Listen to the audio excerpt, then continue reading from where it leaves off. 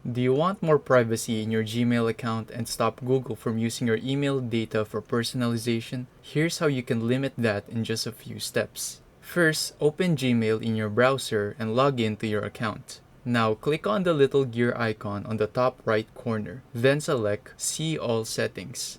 Scroll down until you see Smart Features. Make sure to uncheck this box, and what it's gonna do is it will disable all these features above it. Next, below Smart Features, click on Manage Workspace Smart Feature Settings and turn these two settings off as well. Additionally, when you click on Learn More, you're going to see more in detail what they're actually accessing. And down below, it has a list of additional settings. We already did the one with the Gmail settings, and we specifically turned this setting off, which means it disables the smart features for the other Google products as well. But if you want to double check, you can go through these apps one by one and check the settings yourself just to make sure. Also remember, Google still processes some email data for spam filtering, security, and basic features, but these settings reduce personalization and data usage. And that's it. Your Google account should now be a bit more private and less personalized by Google. If this video helped you, please leave a like or subscribe for more tech tutorials like this.